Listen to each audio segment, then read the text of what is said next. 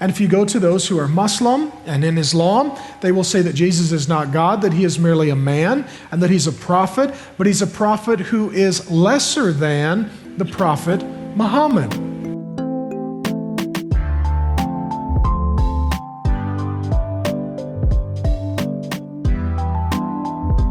We'll talk about Jesus tonight, and his name, Jesus Christ, is actually very indicative of his ministry. Jesus is a derivative of the Old Testament name Joshua, which means Yahweh, God, saves. And Christ means anointed of God, the anointed one of God come to save God's people.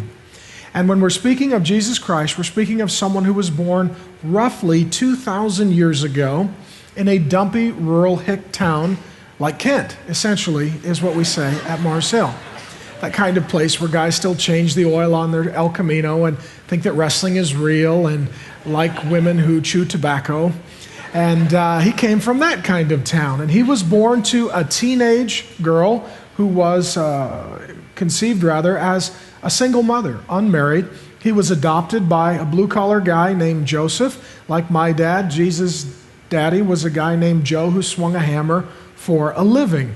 And Jesus' life, up until about age 30, was lived in relative obscurity. He, as far as we can tell, played with his two brothers, James and Jude, who later went on to write books of the Bible, went to school, and did the things that normal kids did. When he got older, the assumption is, though we are not altogether certain, he probably worked a job with his dad swinging a hammer as a carpenter. If that is in fact the case, he didn't have long hair, he had short hair. That's a myth. That he had long hair. He likely was in good shape because he was a laborer and had calluses on his hands, and he walked a lot, which probably made him be in fairly good physical condition. Isaiah the prophet says that there was no beauty or majesty in him that would attract us to him. And so Jesus looked like a normal working guy with a lunchbox and a tool belt who was off every morning to work his job. At about the age of 30, he began a public ministry that included preaching and teaching and healing and performing miracles and such. He ultimately was put to death because of that ministry, as he continually said, "I am God," which is the subject that we will be examining in greater detail this evening. And his resume is incredibly simple. Jesus never married, never had children, never ran for political office, never oversaw a large company, never played Texas Hold'em, never traveled more than a few hundred miles from his house, never visited a big city, never went to college. Yet, Jesus Christ today is the most extraordinary, the most loved and hated, the most widely considered person in all of human history. More songs have been sung to him, more paintings painted of him, and more books written about him than anyone who has ever lived in the history of the world. Furthermore, we break history around his life into BC, before Christ, and AD, Anno Domini, the year of our Lord, so that our calendar literally rotates around this man, Jesus Christ. And today there are a few billion people on planet Earth who worship Jesus Christ as God. And when we're speaking of Jesus, Paul warned us in 2 Corinthians 11, 3 and 4, that there would be a lot of perspectives about Jesus, a lot of opinions, and a lot of false Christs and false impressions of Jesus.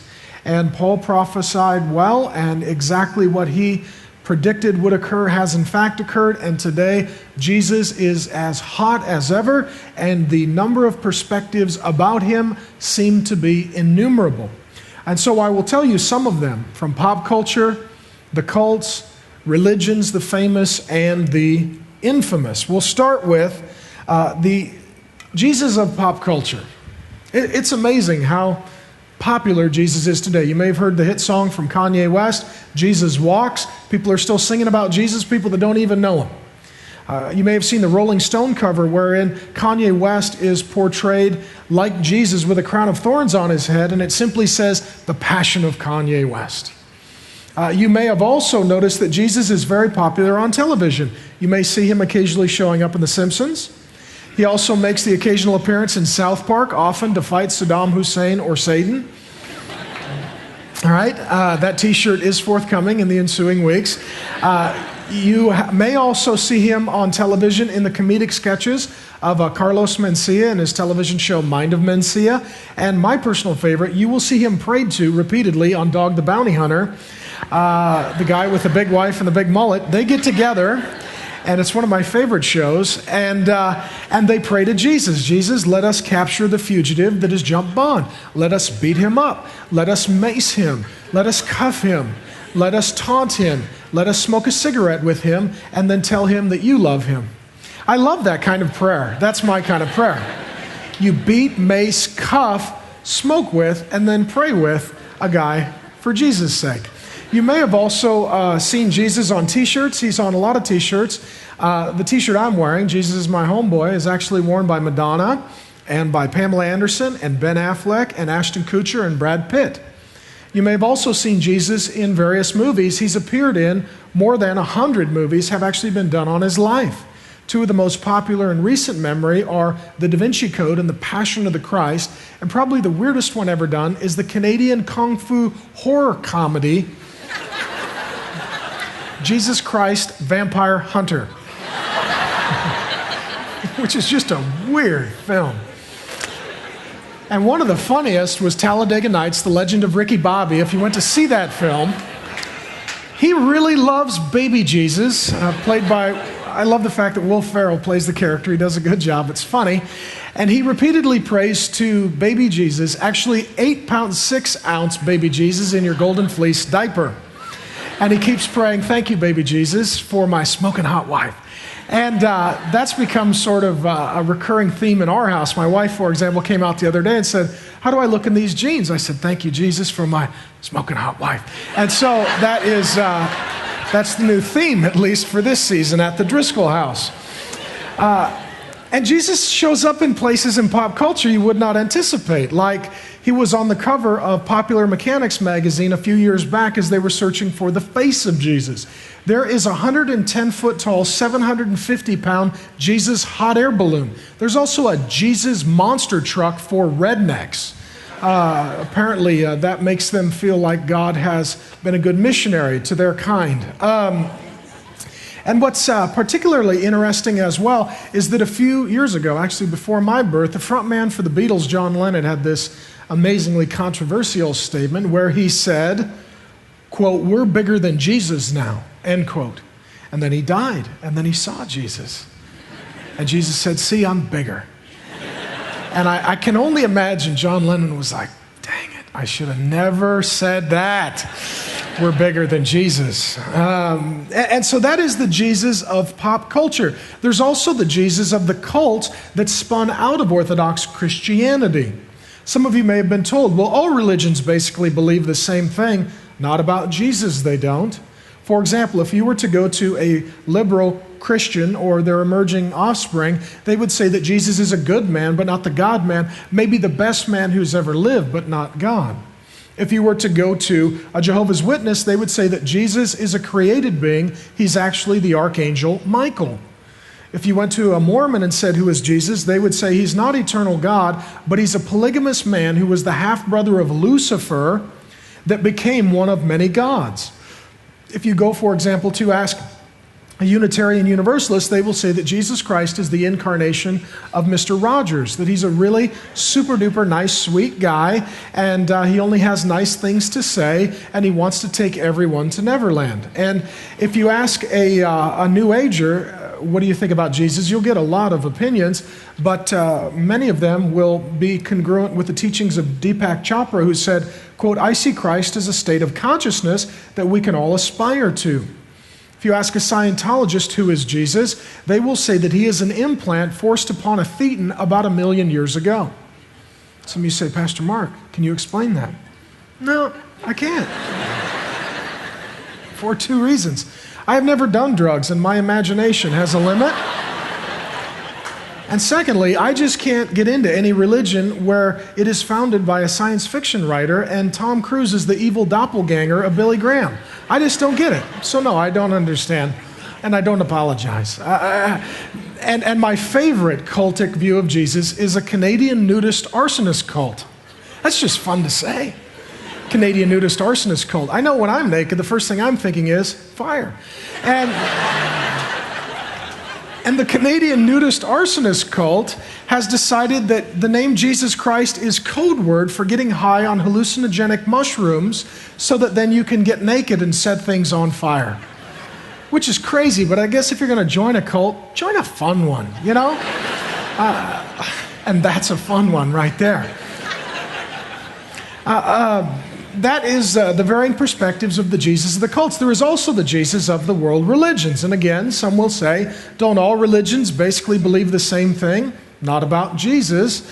If you go to a Baha'i, they will say that Jesus is a manifestation of God, or perhaps a prophet of God, but inferior to Muhammad and Buddha.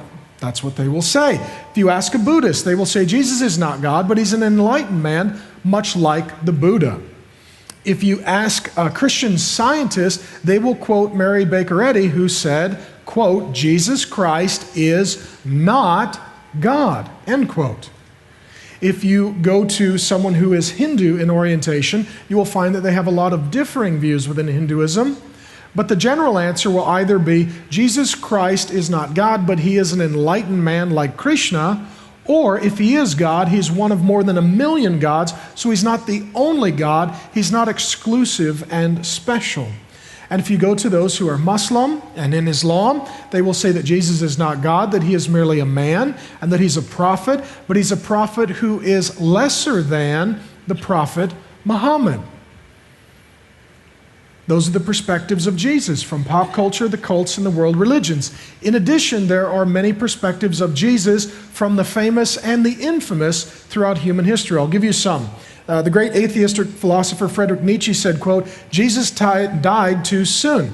If he had lived to my age, he would have repudiated his doctrine. Nietzsche said, too bad Jesus died young. Had he lived a while longer, he would have been a good atheist like me. American existential psychologist Rollo May says Christ is the therapist for all humanity. So Jesus Christ is the great psychologist in the sky. Communist dictator Fidel Castro says, I never saw a contradiction between the ideas that sustain me and the ideas of that symbol of that extraordinary figure, Jesus Christ. Fidel Castro says, me and Jesus, we believe the same thing. He was a good communist. Not to be outdone, Mikhail Gorbachev said, Jesus Christ was the first socialist. Self-described feminist, bisexual egomaniac, Camille Paglia says, Jesus was a brilliant stand-up comedian. He was the Jerry Seinfeld of his day. He was the Chris Rock, the Carlos Mencia of his day. He was the Dave Chappelle of his day. Adolf Hitler says, in Boundless Love, and who doesn't think of Boundless Love when they think of Adolf Hitler? In Boundless Love, as a Christian, and as a man, I read how terrific was Jesus' fight for the world against the Jewish poison. Hitler says, I love Jesus. He was a good Nazi. Mahatma Gandhi, the great Hindu leader, says, I cannot say that Jesus was uniquely divine. He was as much God as Krishna or Rama or Muhammad or Zoroaster. He was just a good spiritual man like me. And my favorite theologian, actress Pamela Anderson, if you include running on a beach in a swimsuit as acting, says, all these Christians are always saying you need to have a personal relationship with the Lord. Well, I do. He's my homeboy. I am not ashamed to tell the world. Good, witness, testify like Billy Graham. I am not ashamed to tell the world that even though I think Christians are intolerant and boring, I still think that Jesus is somewhat cool in a trendy sort of way.